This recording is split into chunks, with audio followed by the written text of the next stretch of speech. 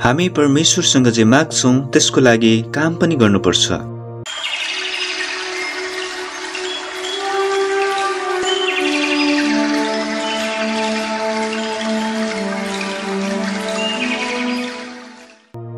मेरो प्यारो मायालु बुवा, मेरो जीवनमा तपाईको विश्वासयोग्यताको लागि धन्यवाद। मलाई विश्वास छ कि तपाई मेरो तर्फबाट पृष्ठभूमिमा काम गर्दै हुनुहुन्छ।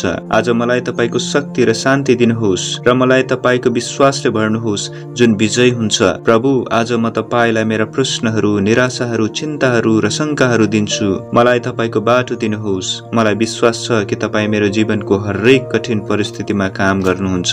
प्रभु, तपाईको बहुमूल्य प्रतिज्ञाको लागि धन्यवाद। यदि मैले बुद्धि मागे भने तपाईले मलाई त्यो दिनुहुन्छ।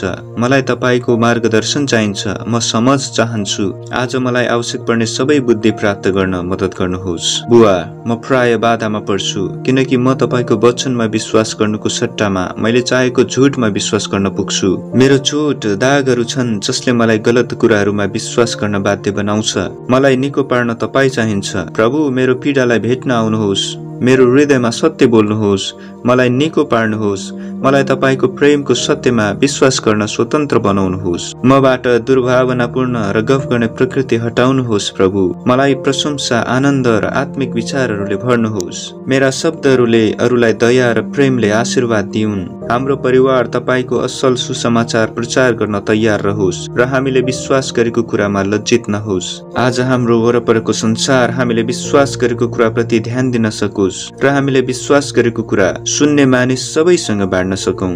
अब्बा, बुवा, तपाईको वचनमा भएका सबै अद्भुत प्रतिज्ञाहरूको लागि धन्यवाद। तपाई अहिले हाम्रो परमेश्वर हुनुहुन्छ र हामी तपाईको सन्तान हौं भन्ने तथ्यको लागि धन्यवाद। एक दिन हामीले यो सम्बन्धलाई पूर्ण नयाँ तरिकाले अनुभव गर्नेछौं भन्ने प्रतिज्ञाको लागि धन्यवाद। हामीलाई हस्तक्षेप गर्नु भएकोमा, हामीलाई माया गर्नु भएकोमा, हामीलाई बचाउनु भएकोमा र हामीलाई तपाईको सन्तानको रूपमा ग्रहण गर्नु भएकोमा धन्यवाद। हामी आज यो सत्यको प्रकाशमा र तपाईसँगै हाम्रो भविष्यको आशामा बाँच्दछौं। प्रभु, तपाईले हाम्रो लागि तयार गर्नुभएको अद्भुत उत्तराधिकारको लागि धन्यवाद। यस युगमा र आउने युगमा पनि हामीलाई तपाईको काममा समावेश गर्न रोज्नु भएकोमा धन्यवाद। प्रभु, हामीलाई भविष्यको प्रकाशमा प्रत्येक दिन बाँच्न मद्दत गर्नुहोस्। यस संसारका चीजहरूको ख्याल राख्न, तपाईको उद्देश्यका लागि तिनीहरूलाई राम्रोसँग व्यवस्थित गर्न हामीलाई मद्दत गर्नुहोस्। यस जीवनमा हामीले गर्ने सबै कुराले तपाईको सम्मान गरोस्।